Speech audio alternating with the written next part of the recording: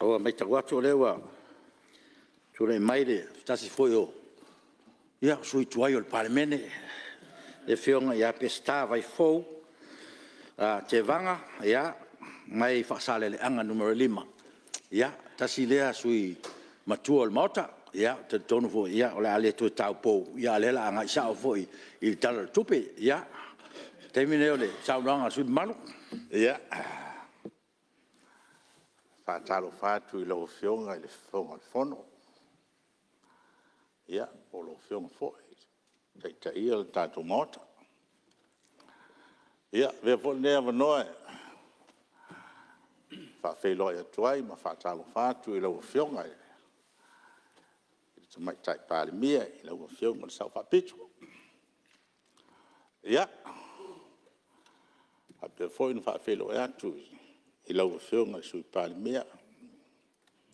Lo Afioga tuala. Ia ape foi le paia maualunga le ainga kabineta. Faafeiloa ia atu foi o tō Afioga i Mr. Langolango. Pea foi le mamalu o le nai tu o le malu. Liu mai lei tu o le vai. Ia. O te faafeiloa ia atu mo faatalo fatu i lo Afioga le taitai.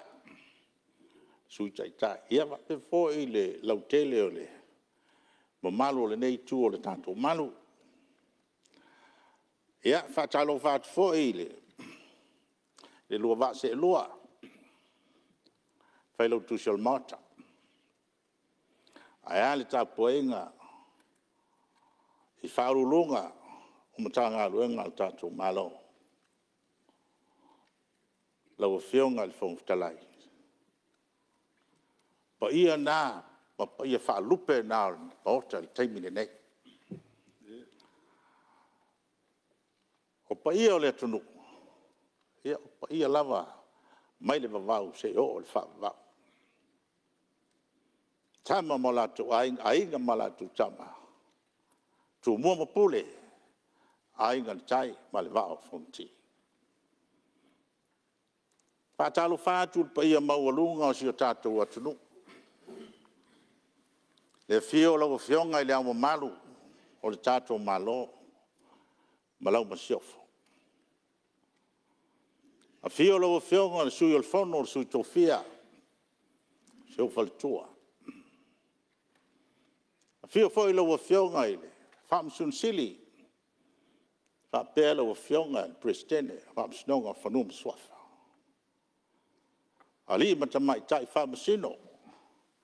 Ia e al ma AVSS o lau whainga luenga mtanga luenga o whaamsunonga whanua mswafa. Ele ngata i mulinu nei. Ia whaapea foi se mato motu sa la whai. Lau Afioga le whongwhitalai.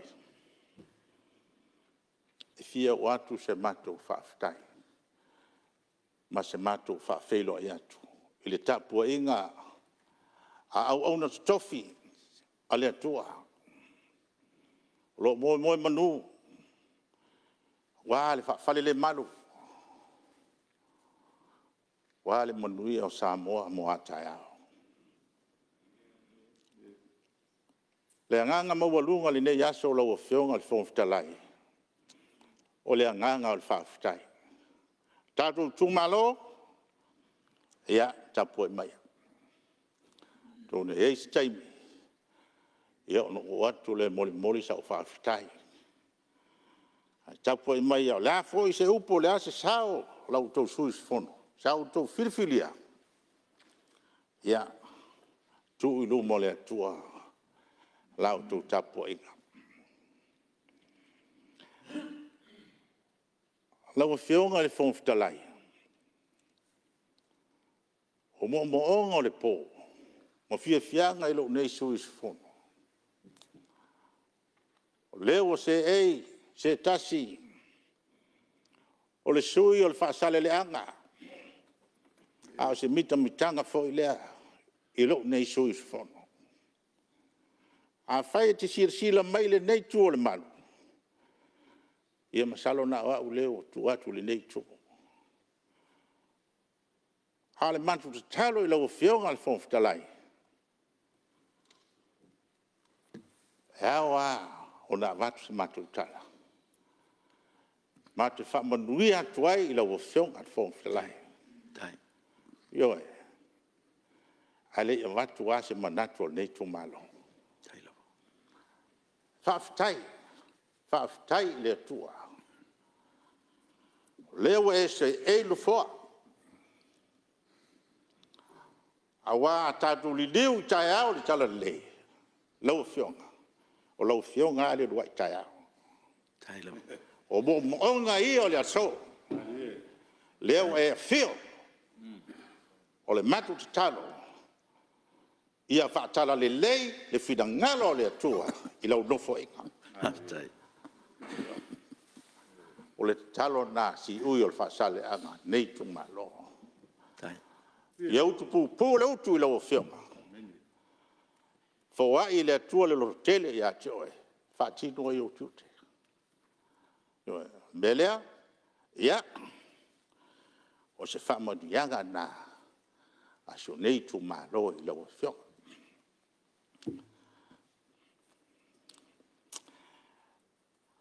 Ina ua whanongolongo o le ata pena le whono usi le tunu. Sa tu rumo le tua.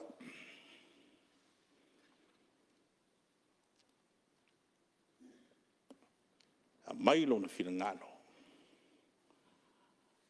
Ina ia mau ai se manatu nei tu malo. Lango sua tuai. Ina ngā lau whionga. Ia e meis fo I nai tu o le maro. Manatu lea. Lea loi o mātou luma. Lau mea lofa tāua. Tei me umai le whatau tonga. E te fua ia le tuspa ia I sui malu umo le mata. Ua e si le mai lau whionga le fong fitalai. Pau leo le au penga. E tau tala ai le sui malu le maota le nei. Manatu whale atua. A whai foi te whaafonga mai. Pe lunga pe lalo sau whamatala. To whamalia lau whionga le fong fitalai. O upua mai le atua. Upua mai le atua. Yo. Whai mai le Isaia. E fast fulu, fai upo tolu fumatasi. Fai mai, a o e whaatalitali ia Iova. E whaafowina lo la tau malosi. La tau te si ia e, apa au e pei o aitu. La tau te tamu moe, ai le vai vai. La tau te sawa vali, ai le tingai. Lau whionga le fong talai. A tau tu toi maa fau le winga. O le nei mau e mai le Isaia. No o maa fau le mea sa tona. Io. Wa uma na taoto le maota le auto fa. Io. Ia whaangalo mea ua tuana.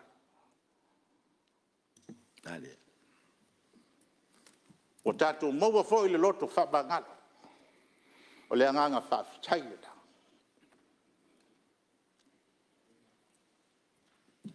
Ai wha mai le tusia. Whaalinga mua whai upa suruiva. Whaatonu ai le atuala na ageru le langi. Sau e alu.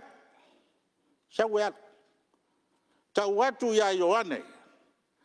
Ia o na whaia se tusi. E tusi ai mea sa ai iai. Mea sa tupu, o mea o tupu, ma mea o le atu tupu.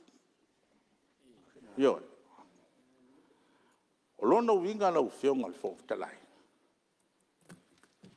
O ala ma mea sa tupu. Leo o tātou maua le lotu whamanga. Ai le ma whai ona tuua. Io e la no le fetalai le tua ia Ioane. Tusi mea sa tupu, tusi mea o tupu, tusi ma mea o le atupu. Io e. O lono winga. So se mea tupu de lalange. E se le tāua lau Afioga le whawhitalai. Awa o mea tusi laro nei. E tusi fo nuka. Io e. O a mea tātou te tau mawhai. So halau pule le nei maota. Lau Afioga. O le maota le nei. O le maota o le atunu. O le maota o le tala le lei. O le maota i te wai le tō whaa ma le whao tō tanga. A o le maota fo i lufi lufi ei. Le ta mao a ingo sa moa.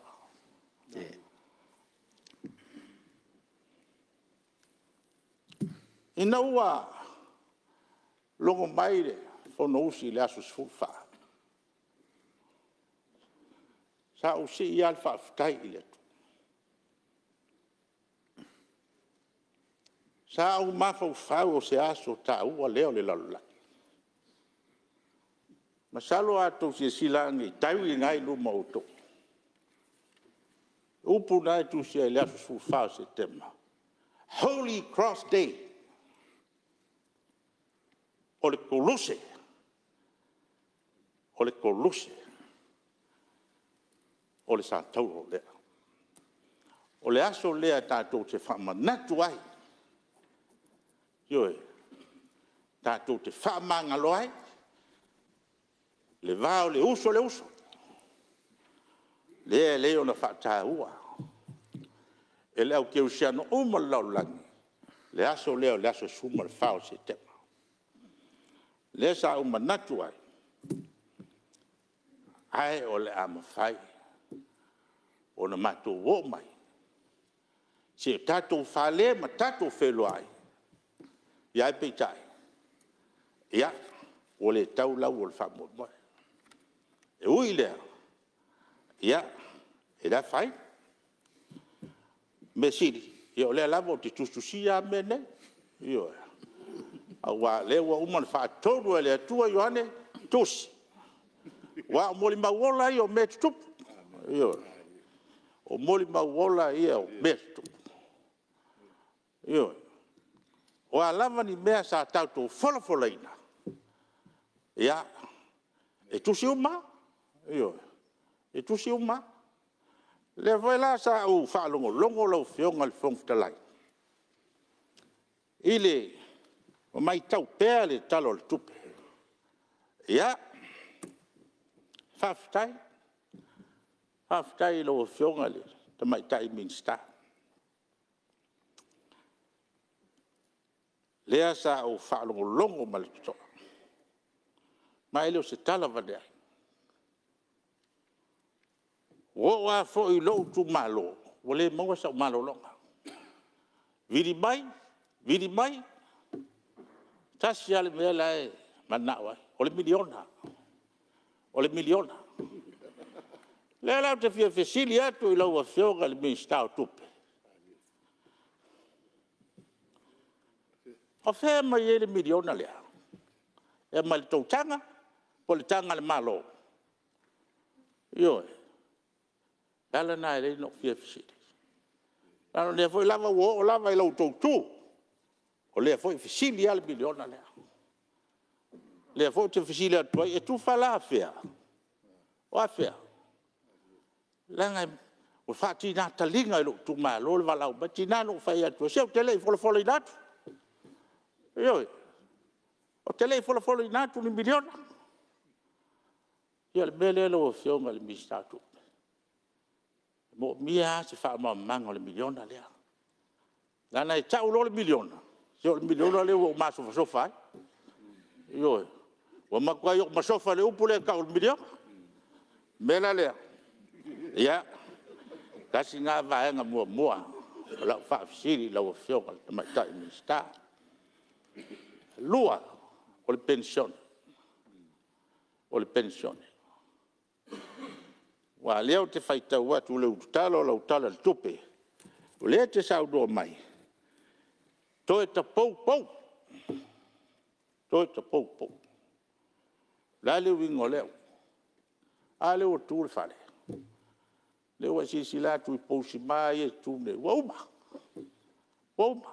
a le te va tu pension le sa o fa longa o fa pe mai o la seili e tangata ma tu le pension ta i tolu se lau tala ai se ni fa lu le masina le la te fia fa fesilia tu la vai lo fionga mi sta tu a wa le te vai atu e le sa se tolu se lau na le lua se lau le a le lua se lau le sa fa tino ma fole na Lo fionga le ya on sai mai le sui malu ya te mai fa la malu le o ya e miliona ma tai e le fa la foi le Saunoaga Afioga ngalo tele a fifi si le kula vai le fionga le i faipule po inga fa longo ile mea e kala fa lua ile masinga le korse laude ia ai ele o se milionga fo e va ko fa vo e on milionga e va ko fa ka mino manyakinga ka mo mai kana ula ku so e kia o ki fiu fa mamla ma o e ke de mamla ma ia tu lo vai se mar ia lo fionga ele fong talai o leo te fesiri le bistao tu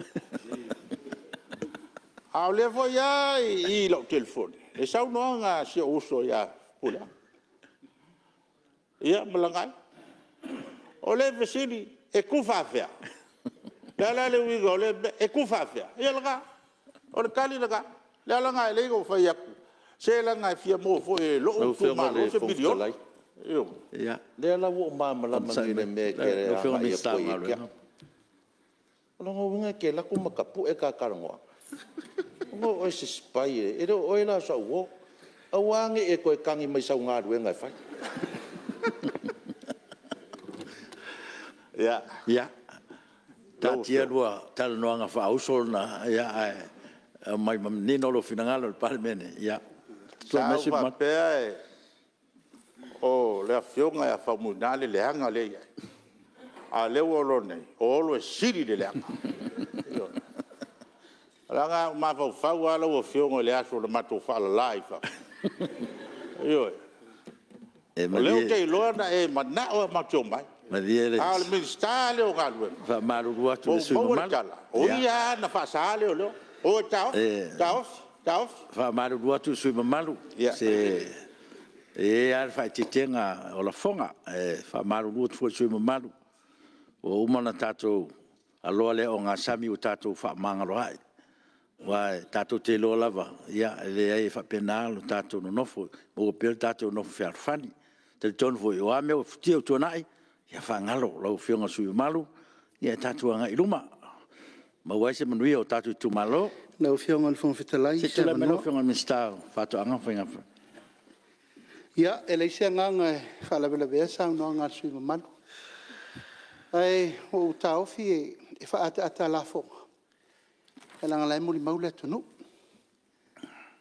o le mele tau na fa sa ele o le awala le na mo li ele fe au le matou tau fainga palota ele ai se taimi tasi sa matou ta uai le mele e tala fa lu al pensione ile masina ai tai tor se la o mena tau na manino le fa fonga le tonu lona lua o le foi tato te pisa al mele le miliona le sa matou faiatu o le fainga fa vai o le tupe lea o le afa nganga moi tu malo e atina e sao ai tu malo ave le ava no i tu malo e fa nganga ile miliona le malo e fa ia na tina mo le taimi mo ala ye te on fa malama le Afioga al minister tupe langa tato te tala noa ala mai tau le tunu o le nganga fo ina lai ona sa no sui o le nei tu ile mta upule langa termina to tele ya fio mai na mato tele tono ni sili al to la nga ile nei tu mta upuya langa fo yo le sata la ifafo ele tupu ele se milione pe pelo nganga na la o fio sui mamaru le la fa mal malamatu e tupu mai tau no 1 miliona na Pena lai whalongolongo mai tātou I tūmalo, ne I ave se seina. Ina tupu ai ale o le mea fesiri, ale lei al wha malmalama atu. I te tonu le mota, langa e where lei solo wai moso o I ali whafo. E se upu na saunoa I ele malo, ia e se le tau whaasele ali whafo. La nganga nā lau Afioga le whangawhitalai wo manatu, e tau whasao. Ia, te tonu fo le ua. O se wanoa, o mwera Afioga. Ia, manatu fo I, ia, la se mea whafu. E whtei leo Afioga le whangawhitalai. Talua I o le na maa ua wa. Ta ua le sui ma marula o ingoa. Tu sai fo I ma le. Ta I miliona. A maru atu le sui. Ona wa ta ua o ingoa I. Tu silingia o le miliona. Ia le anga wa o te whai a onga la kapi. A o na timu I o whaanga le si plan. E ala, I o whaanga le plan le. Le asa silingia le ta I miliona. Ia, le wa whaafonga mai. I lau 62. Tu le launga wha fast. Ngau launga o au o le faipule o salenga numai tas. Whaali finangalo lo tumalo whaftai. Ia, te lo le ua, manino le vaenga. Ta tonu a lo manino al Saunoaga ale minstau tupe, ia whape fo lango a inga kabineta. E mese fo ia awale. Ia o ele sa e Saunoa tuspa ia. Wa talangona ina ale, pa e mai o le nganga o le lina wa Saunoa tuspa ia. Mese awa ta ua profeta o Isaia, ia. A mese fo o le a ngeru ia Iohane. E te mantua fo I lau Afioga sui mamanu. Le malanga Mose ma le nuu o le tua. Ia, o le upu a lea, whabai le tua tatu o le nuu kanana o lo tawhi eile, soa susu ma le meri. Ia, nā te si fia na o ai kanana, e rei ase soa susu ma se meri. E langa ilo fina ngalo na le tua. Fina ngalo le tua, ina ia ola le anganga, wha o ngā le mawhau na ia tia e le nuu. Te tono fo, ia, o le wha moe fo na o le mistau tupe. E le o le, ia, o le loto ia ola le anganga, ia whaatasi e me uma, me lea. Ia, whamanatot whapena o tangata tuspa, ia, lewa e whasoa mai. Ia, a tono au te pole, a tono ese te mia sauno manino le, mi stau tupe. Ia tole mea, lau whionga te taitua. Tula ia tue, tau whawhire mulea, mata upo ona, langa mai e tangata, ia e mātou. Lana fuilana whengantā na nofu ai ia siole nei tū. E pefo an Saunoa le siole lai tū fōi. O le langa mai tū malo, a whaila e langa mai tū malo. Ia tū malo ia le sa whai ai ia road shows nei. Ma o le te tuli lo mai e latou, ia upu sa whai. Ia peo tulanga na al tulanga fo I le langa nema ta upu. Ia mea fo e ngofo makufa mai fuanga I kuspa ia. Ia le lawa ngā o le koe whaika wako upu lai kongo le kuspa ia. Ai mani ala tātou whano. Ia, alo, whaftai. Ia, tulai mea, o ele si sui makua le Palemene. Ia, lango fo I lau tō wha. Ia, sauno mea. Ia, awa kako kalango kuspa ia ma le uro o le maute a taua. Ia, o lau se ese malea vaega. Le angai, tūmua le nganga I le awa ma le whaaloalo I lau Afioga le whangawhitalai. Tai. Ia, lau Afioga le minstau tupe. Ia, aua ni te tēnei lau whitangalo se manatu. O le tā aua manatu nei a watu I lau Afioga. E whau malo si ai lau tala tupe. Ioi, ai mau maue. Pe ana iai as nisi tai miliona. Se tufa mana I o matu tu malo. Aua uma, lau le toa ngai miliona lau Afioga le whautalai. Ia, o whaamaria ina fo I nei suis fono. Aftai, tai. Ia, no manatu lea. Ia, se o wanga iatu. Ia, o tau Afioga I minstau kabineta. Ioi. Ona o tatonu. O lea wa uma na e Saunoa. O lea maua lesi ta 15 minute. Ia e ustai ale. Sui solo o nei no foi patulunga lo Afioga. Ai. Ia. Lo Afioga te mai tai Palemene. Ia. A tonu o te lopo ngalo lo Afioga. Lau talasanga i le paia ina te atu a e fio mai le minista o sio ma. Ia le tali ngalu le nei tu malo ma sio no i po. O no lo nei mal talasanga nei lo Afioga. O umon tu ina tu tatu mtanga luenga ata o le tali ngalu. O le fanua le tau sanga tuai tan ngadu le sa ye le malamalu le tua le kale sia mamona pita ya no sofia ngad ya mama fuai ona si ya nga il vam tua le sio mato malmat yo tel tonua salo polfani o tau sanga o fata ti atu talo sanga nei sio matunu ia tawan to fa manatu ia wa lewa mai tawatu lo Afioga mai tai Palemene ia le o lo e tawa be ia le matanga wen yo le talo to si silane lo Afioga ile mai tai Palemene ia e lau Afioga ile minista fatuanga ia a tonu ele pose lilo le tulanga pangatia o lo fea ngai male lalolangi male atunu le nei vai tau ai mai se fuo fatuanga Vaifou o la fai no le soifua maleola. I fa mai wa ye nei.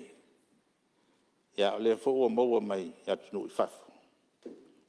Ya o le se tatu talo to e wina tu fafu. Ya o le vatuai se fa siri la ufio. Ono tal ton. O le ye isi Fiso soani me tau fu fa to anga ia po nisi fo io fala uina le mo mai tala in sila lo mo mia a fai go fale tolu tatu talo le tau mai o lo mo mia tele le lau pele mo mia le lau pele le taimi le nei mo mia fo le manioka le taimi le nei le foi lo ya cha u le lipoti a fa inga o container ia mai tonga o le manioka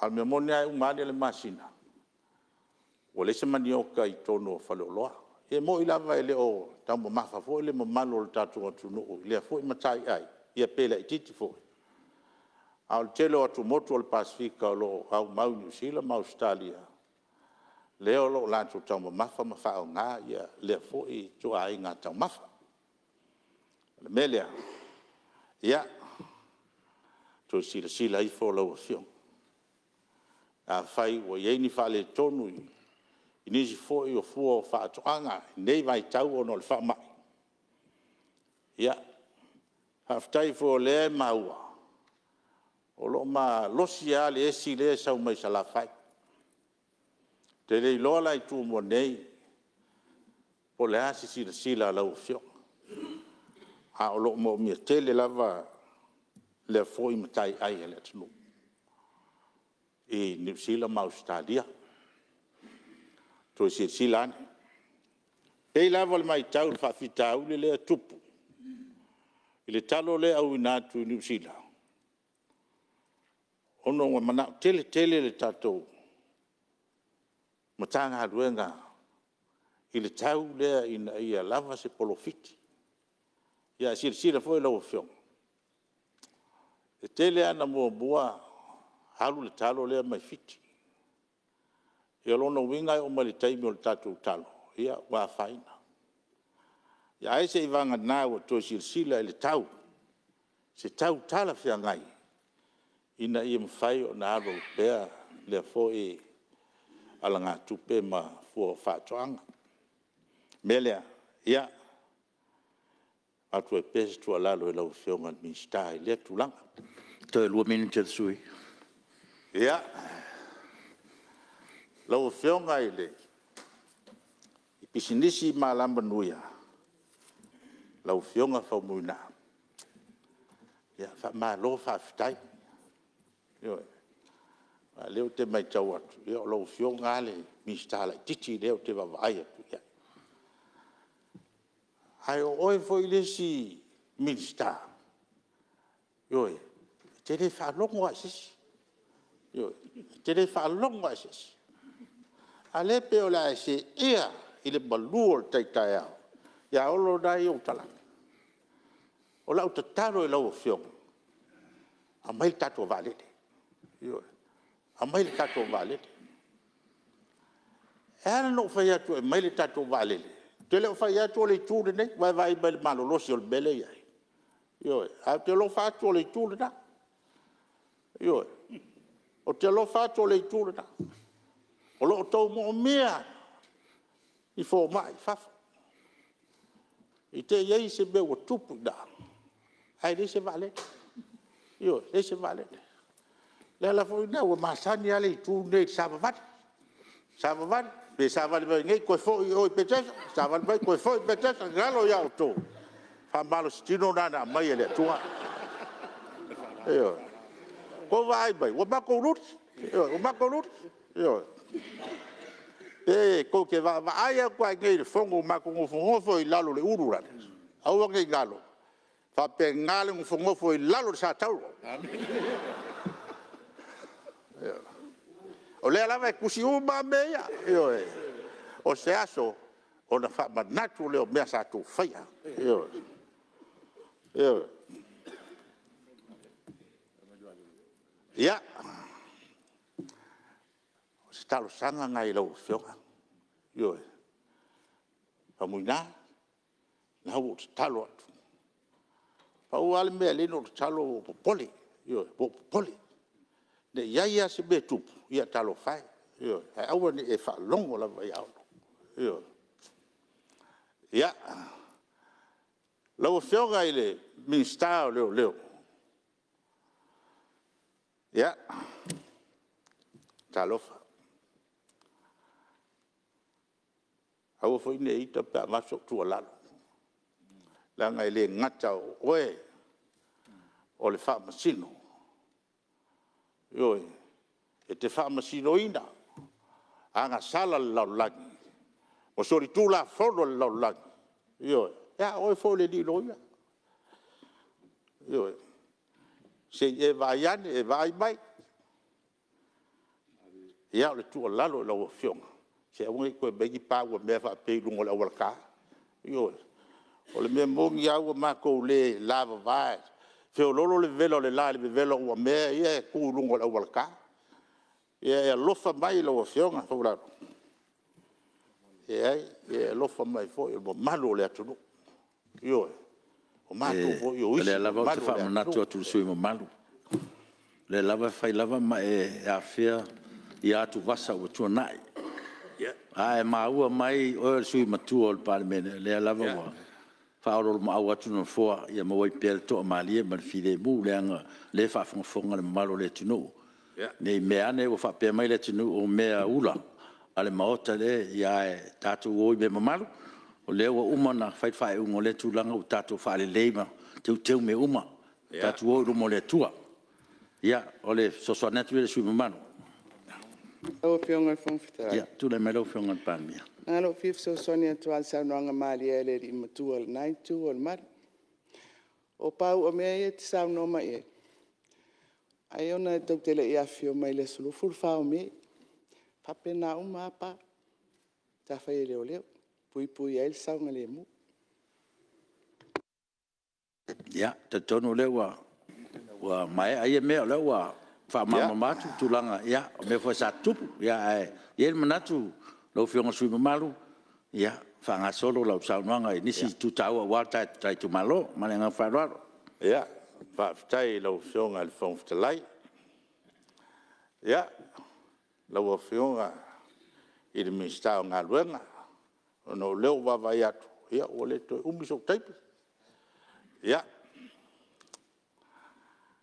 a tonu ele po vo se lilo e lau fa fonga fo i de pa ya inga wa vai atu te talo tu lava lau fionga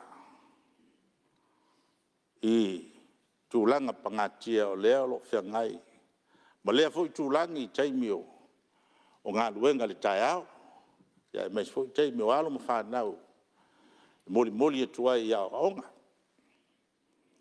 fa fita au dia leo lo fiangai ma le tu le ngai malai vale le ana taulanga o le poloka lava be monia pamba tu pamba ta vale e fast food 5 minuti o lo e lunga lava le wala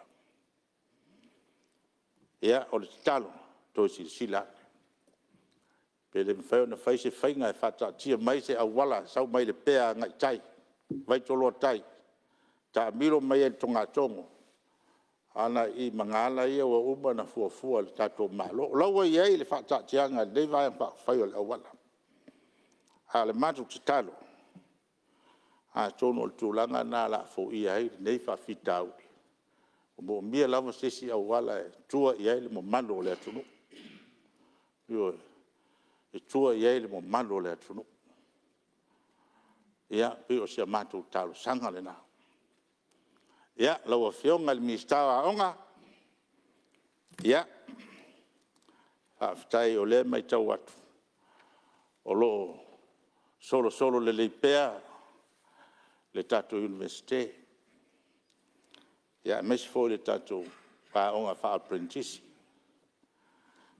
ia si to si silane ona e ia inisi o polo kalame e fa lau le ia tidi ai ma to si tia le ai nisi o onga fa skills po tulanga tau fa am tata ese alum fa nau to sila ne lava le tulanga ia o te loe e fai foi sta un ta ia o tal tonu a ona ta mai ti tia onga ia e toi pay back lava il malam lama mala ta mai o le ta mai ti ia le tulanga ia ai la foto pe la fionga le mista to sila ne lava ona tele ia vaenga famtata ese o lo mo mia lava le toe fale leia no toe fale leia ia lo fionga ile fong ftalai ai ia finanga malie lo fionga ia tele ana mata upu sa o fia o atu ia lewa sa no foi lo fionga ola mfai lava lo mato fa filingia i talo tupe lesi fu 5 minuti ina nei wo umalo time ya ai sei o watu so tu malo se mo le fo se fa tai ya so tu malo pele Faasaleleaga numero 5 ya ai se o tatu no ilano ya fio ia le paia sa tuala fio ai le fale fa lo to ainga sa bui fio ai tamsa ala ta ia lo ftalenga le mtu ftalai lo ftalenga malai u la ta ile nofo ile tualuma fa pe le malu ya o salmulian ia o te whaatalo whaatfo i sio nu pele ya sana. Pa ia lava leo sa tuala. Ia, thiwailo tu ainga sa matfeo. Laltai foil matua ya te oel o lua taua. Laltai lau ftalenga le tua vau. ba malu ya toe salpatu ba malu salmulia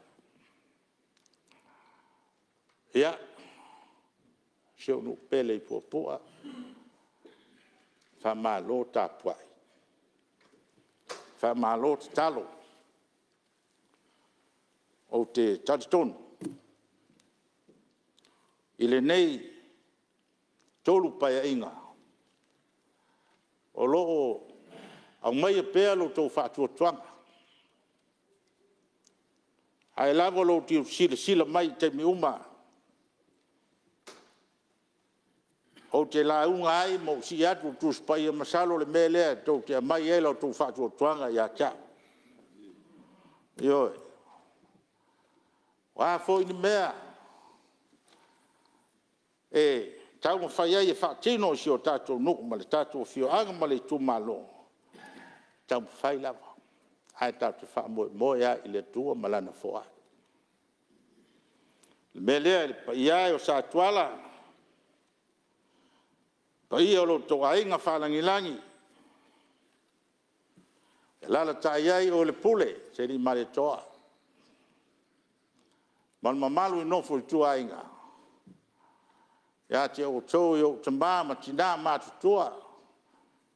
Sawaluma. Ia whapea e marosi o tatou nu. Wha malo ta puai. Wha malo ta puai. Lea ua ou, se ei nei nu fōl tatou tu malo. Ona o lau tau whatu tua ina. O lo nei tangata. E tau ave ina no fōa si o tātou tu malo. Melea, ia lau whionga al whomftalai. Tai. To e lava si la whaftai. Ia, ina i o ainga, ia whapea fōi, ina i tangata sa langolanguina, nei samo nei. Ia whapea fōi le tāpua i ngā seo ainga, ia tunu mamau, ma seo tu malo. Ia, whai o tō whaafonga mai, ia le tātou tu malo, o au mau i tu e fia. O le lalolangi nei New Zealand, Amerika, ma Australia, ma isi atu no. Ia o atu le whamanuianga le atua ia te oto. Ia, whapele o se mātou upu lau Afioga le tamatai Palemene. Ia whamanuia tele le atua i lau Afioga. Noi, ia e maua le tele e whaatino ia taitaino le tātou malo. Ia lau Afioga le Sui faipule ma le mamalu le kapeneta, a pea fo le mamalu le nei maota. Ia tu i lupo le atua lo tātou whamoemoe. O ani o tātou whale tonu, o le a fo i se leo lau tau au auna, o le tauta mali, ia malu ave fale nei maota. Me lea lau Afioga le whomftalai, ia o le mātou whamatalanga lea. Tai.